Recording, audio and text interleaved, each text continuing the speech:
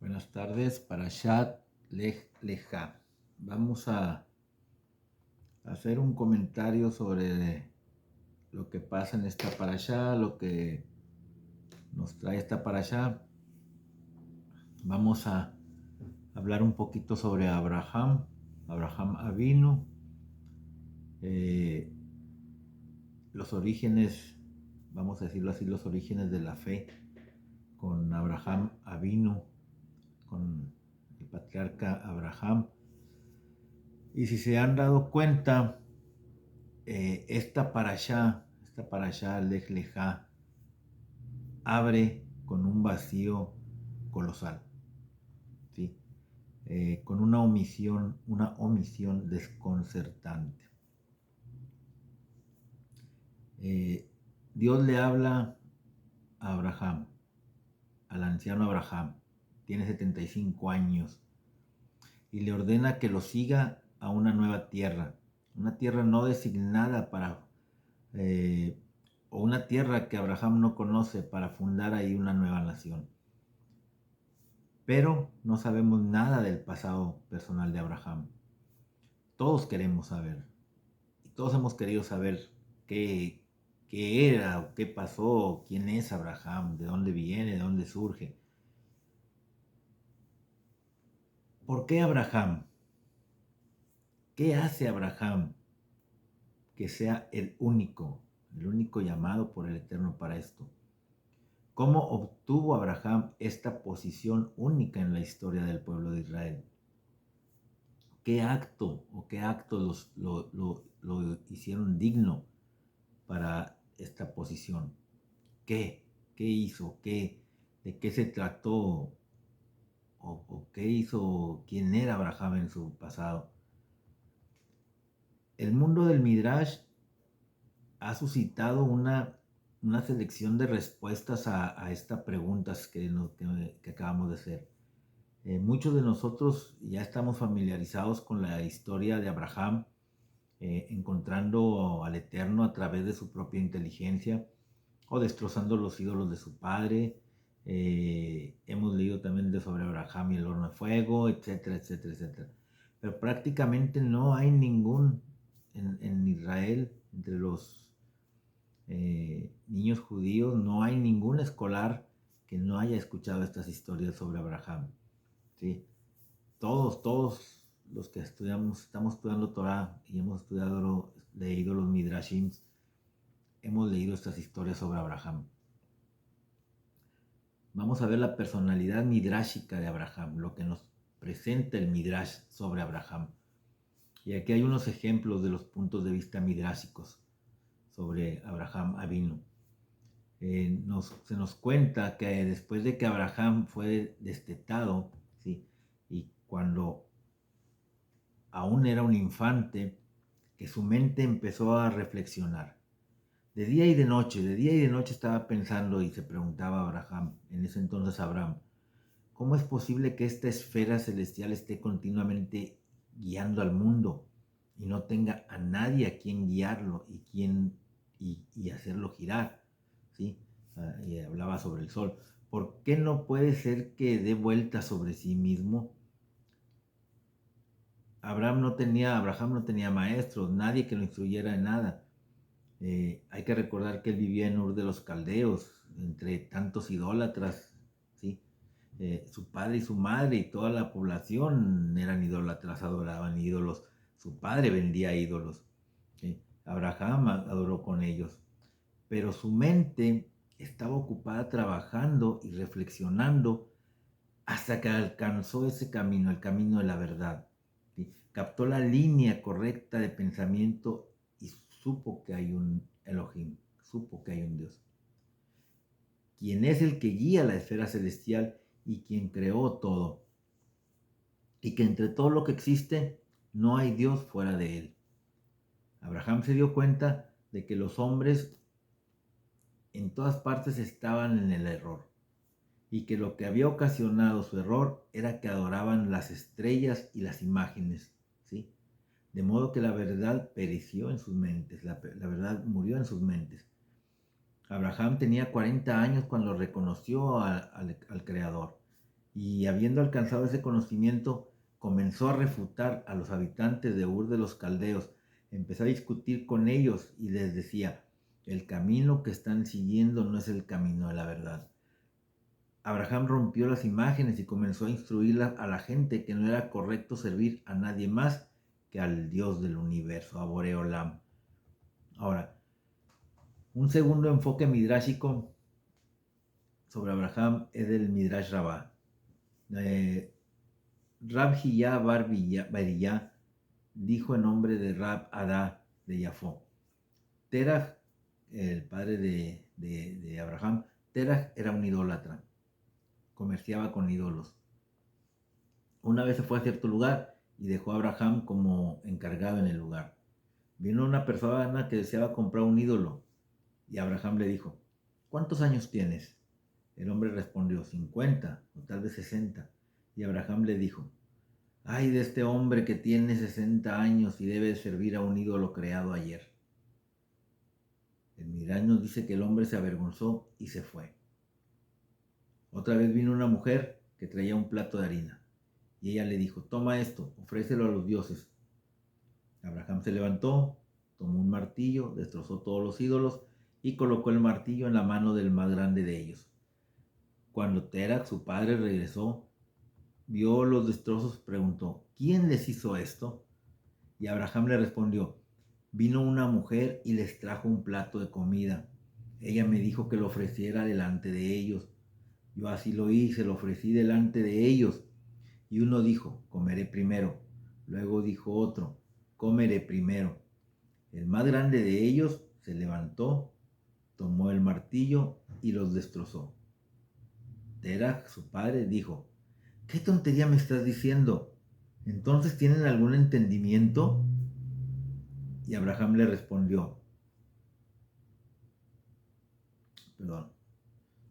Y aquí es donde Abraham le respondió a su padre, ¿acaso tus oídos no oyen lo que dice tu boca?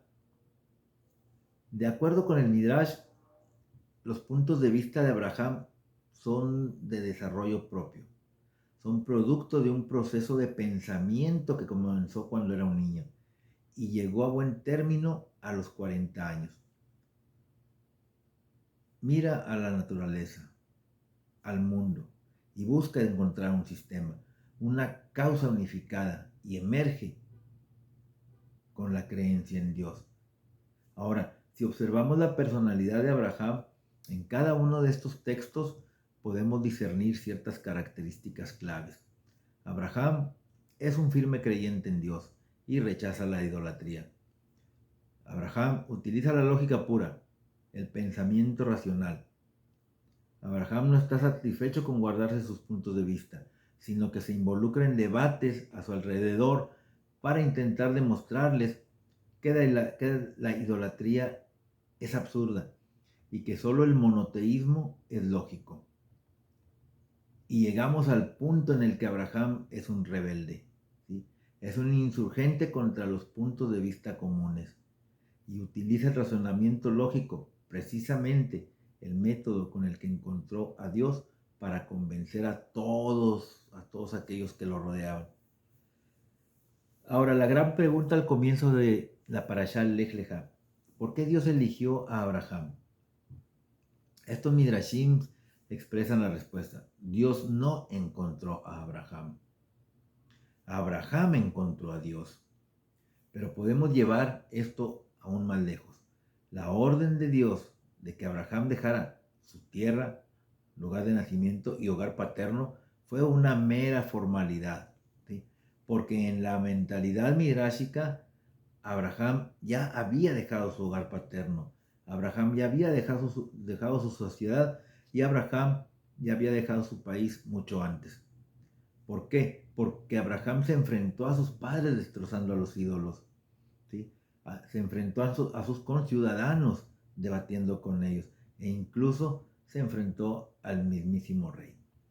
Y así el Midrash pretende responder a la pregunta, ¿Abraham encontró a Dios? El llamado de Dios a Abraham no fue una sorpresa, fue un alivio para Abraham. Representemos el problema. Hemos intentado responder el problema Y sin embargo, creo que simplemente lo que hemos hecho es intensificado el misterio en este problema. Porque si estas historias representan la historia de Abraham, su camino hacia la fe, su búsqueda apasionada y decidida de Dios, su persistencia y su dedicación en su firme posición contra su entorno, su firme creencia en la verdad, su valentía frente a las amenazas externas y la soledad interna, entonces simplemente agravamos el problema para entender a Abraham. Pero por supuesto que la Torá debería de habernos contado esta historia al principio.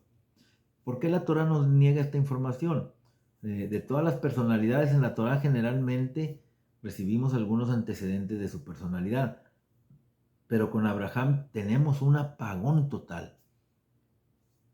Si la historia de Abraham es tan importante, es tan emocionante y rica, ¿por qué se nos niega esta información? ¿Por qué se nos niega esta historia?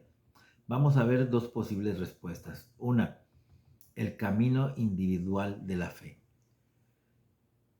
Si el relato midrashico es correcto, de que Abraham especuló y buscó, de que contempló y pensó, y que eventualmente él forjó su propio camino hacia el descubrimiento de Dios, hacia el amo del universo, si ese es un ejemplo vivo para todos nosotros, entonces, ¿cuál es el peligro que puede haber en la Torah de que la Torah nos cuente todo esto?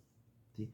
Bueno, imaginen que si la Torah hubiera registrado esta historia de Abraham, terminaríamos probablemente con una sección del Shulchan Aruch que diría algo así como a los 3 años un niño debe mirar el sol y decir, ¿es este el poder que controla el mundo?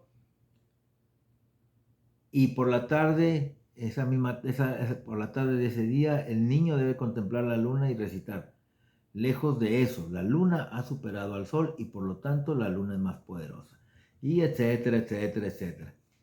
En otras palabras, si supiéramos o si conociéramos por medio de la Torá el camino de Abraham hacia la fe, si la Torá hubiera registrado ese viaje teológico para la posteridad, entonces podríamos encontrarnos tal vez obligados a seguir su camino, pero precisa y exactamente, paso a paso y etapa por etapa, tal como lo hizo Abraham. Y este peligro es mayor que la ausencia de un registro de la historia de Abraham, porque como sus rostros difieren, así no hay dos personas que tengan las mismas ideas. En el camino personal hacia Dios, sí, Abraham nos enseña algo, y nos enseña que su fe es implacable en Dios, es una fe implacable en Dios, que sigue a Dios incluso cuando sus circunstancias actuales hacen que esas promesas parezcan absurdas, que parezcan ilógicas. Abraham sigue a Dios bajo la promesa de convertirse en una gran nación, aunque su esposa no tenga hijos, aunque su esposa sea estéril. Abraham camina hacia Canaán, a pesar de que aún no sabe hacia dónde se dirige. ¿Sí? Y para generar ese grado de fe, de relación con el Todopoderoso, cada individuo debe forjar su propio diálogo personal y único con el Eterno. Y para eso el camino de Abraham es inútil. Debemos encontrar nuestro propio canal, nuestra propia avenida única, nuestro propio modo personal de comunicación y de creencia, nuestro propio modo de interactuar y de relacionarnos con el Eterno. La lección de Abraham es encontrar a Dios, podríamos decir, a nuestra manera. ¿Sí? Vamos a ver la percepción y la experiencia. Abraham, el gran caballero de la fe, según la tradición, buscó y descubrió a Dios en los cielos de Mesopotamia, iluminados por las estrellas. Pero sin embargo sintió una intensa soledad y no pudo encontrar consuelo en la compañía silenciosa de Dios. Y la imagen del Eterno se reflejaba en el cielo iluminado del cosmos. Y solo cuando se encontró con Dios en la tierra como padre, hermano y amigo, no solamente en las rutas astrales inexploradas, Abraham se sintió redimido. Los sabios dijeron que antes de que Abraham apareciera Majestas Dei, o se reflejaba solo en la lejanía de los cielos y que fue una naturaleza muda la que habló de la gloria de Dios. Pero fue Abraham quien lo coronó como el Dios de la tierra, es decir, como el Dios de los hombres. Y en esta maravillosa pieza de Rabbi Soloveitchik leemos sobre dos dimensiones de la experiencia Dios-hombre. Uno puede percibir a Dios en términos intelectuales y eso nos da una cierta percepción de Dios, pero es distante e impersonal. Ahora, Rabbi Soloveitchik habla del hombre de fe del pacto como un anhelo de una relación personal e íntima con Dios. Y hay una dimensión de la interacción hombre-Dios que descansa en el ánimo de la experiencia, no de la cognición, de la relación bilateral, sino más que de la contemplación y el pensamiento independiente. Y este es un tema presentado en el Kusari, ¿sí? Donde rechaza la fe basada en la contemplación y las pruebas filosóficas. Él etiqueta este tipo de creencias como el Dios de Aristóteles y lo rechaza.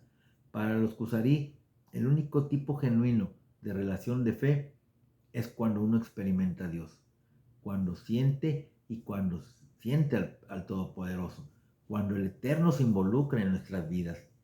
Y esto lo titula el Dios de Abraham. Abraham, quien comparte una relación íntima con Dios, como en esta parashá, como esta parashá nos enseña, donde vemos la delicada preocupación y la preocupación de Dios por Abraham, mientras escucha los problemas y temores de Abraham, y que lo tranquiliza con un dulce, no temas, Abraham, que yo te protegeré, ¿sí?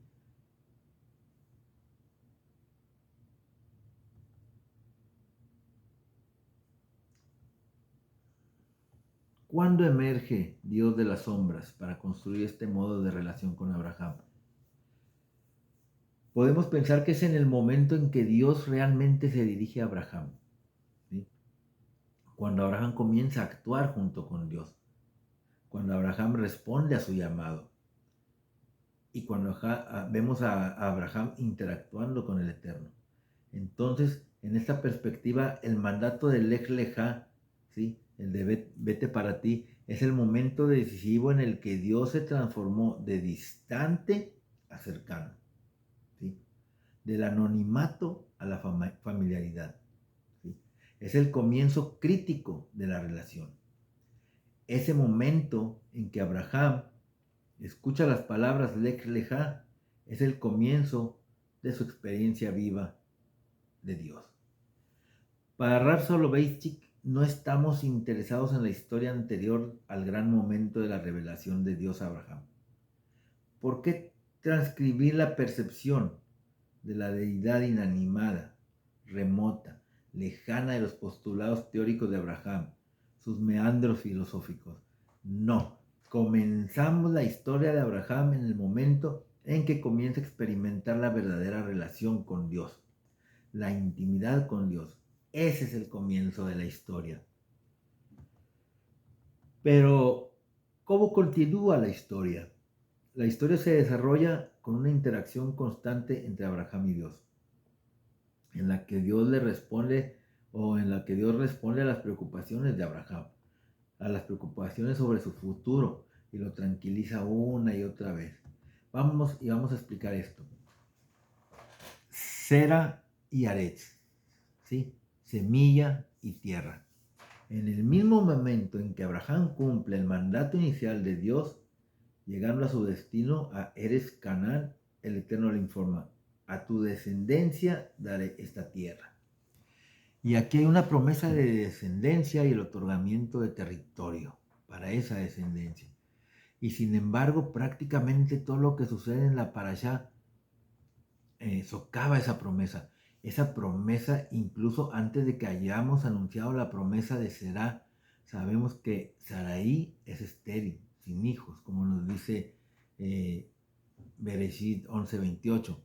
Y esta doble declaración lleva a casa la improbabilidad, más bien la imposibilidad de que Sara tenga hijos. Y en estas condiciones Es algo así como una provocación cruel, ¿no? Decirle a Abraham y a su esposa que van a tener una gran descendencia cuando sabían que Sara era estéril, ¿sí? Así mismo, Aretz, la tierra, el mismo versículo dice, y Abraham llegó a la tierra y los cananeos estaban en la tierra. En otras palabras, la tierra ya estaba completamente ocupada, ¿sí? Y esta no es una colonia vacía y abierta, era una extensión vacía esperando ser colonizada y civilizada. Esta tierra ya tiene un nombre, se llama Canaán, que indica a las personas que en ella hay gente residiendo. Entonces, ¿qué será de la promesa de Aret? ¿Sí? Y después vienen otras historias también, ¿sí? Sobre Abraham, que tú dices, pero cómo todo esto, y si Abraham siguió siéndole fiel al Eterno, como el problema de la hambruna en el capítulo 12. La tierra es habitable, Saraí, tomada por el faraón, y ya sin esposa, ¿dónde está la promesa, la posibilidad de la será? El problema de Lot, que es el heredero de Abraham y posible será, ¿sí? Abandona a Abraham y a la tierra de Canaán, ¿sí?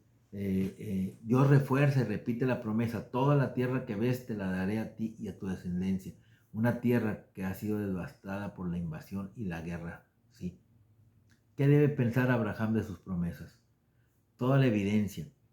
Cada episodio parece hacer más improbables las promesas de Dios. Las hace parecer una mera fantasía. Y en el capítulo 15, Abraham expresa sus dudas a Dios.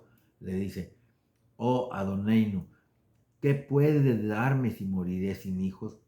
Y el encargado de mi casa es Eliezer de Damasco. Abraham dijo además, no me has dado descendencia.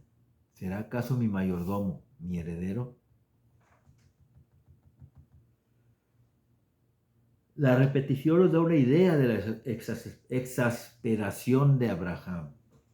Y unos versos más adelante, Abraham desafía la segunda promesa, la promesa de la tierra, y le dice, oh Adoneino, ¿cómo sabré que la poseeré? En otras palabras, Abraham puede hablar con Dios, puede expresar sus temores y preocupaciones al Todopoderoso. Y en ambos casos Dios se mueve para asegurarle a Abraham, ¿sí?, que las promesas se van a cumplir. ¿Y cómo lo responde Dios? ¿O cómo responde Dios a los temores internos de Abraham? ¿Cómo se representa a Dios en este texto? Se le presenta como sensible y como cariñoso, ¿sí? Dios actuando con suma inmediatez. Casi podemos hablar de Dios en tales términos. Aparentemente para apresurarse al lado de Abraham y disipar sus temores. Aquí hay un ambiente de intimidad y de cercanía, de cuidado y de amor entre Dios y Abraham. Pero, ¿qué dice Dios? ¿Cómo calma a Abraham? Pues se nos ofrecen dos visiones. La primera lleva a Abraham afuera a mirar el espectáculo del cielo nocturno. Las estrellas aquí se usan como una metáfora de la descendencia de Abraham. El Eterno le dice que su descendencia será tan numerosa como las estrellas que llenan los cielos. ¿Sí? Y responde Abraham, él puso su confianza en Dios y fue contado a su mérito. Ahora, el segundo temor, Dios le responde con un pacto, un brit elevando su promesa a algo más sustancial. Algo más vinculante. La visión del Brit Ben Javetarim le informa a Abraham que las promesas no son para ahora. Las promesas no eran para esa época en que se encontraba Abraham. Le informa a Abraham que las promesas no son por ahora, que son parte de un proceso de 400 años en el que sus descendientes dejarán Canaán y eventualmente regresarán o saldrán, bueno, sí, mejor dicho, regresarán a Canaán como una nación, como un pueblo. La relación. Hasta aquí hemos narrado este proceso para ilustrar la segunda teoría. Lej Lejá no es la culminación del encuentro de Abraham con Dios, es el inicio de una relación en la que el Eterno instruye y Abraham obedece. Abraham cuestiona y Dios tranquiliza. En este modelo, el verdadero drama solo comienza con la inauguración de la interacción activa, el advenimiento de la relación entre Abraham y Dios. Ese es el comienzo de lo que Abraham nos viene a enseñar, ¿sí? Ese comienzo, cuando se da la relación entre Abraham y Dios, nos viene a enseñar que la fe en el Eterno tiene que ser inquebrantable, como la fe que Abraham le demostraba al Eterno, ¿sí? El Eterno solo y llanamente le dijo, Lej Lejá, vete por ti, abandona tu padre, tu casa, tu país. Y Abraham no preguntó, ¿por qué habré de hacerlo? Abraham simple y sencillamente obedeció. Que tengan una excelente semana. Shavuot Shabbat Shalom. Shavuot para después de Havdalah. Que el Eterno los bendiga y los guarde.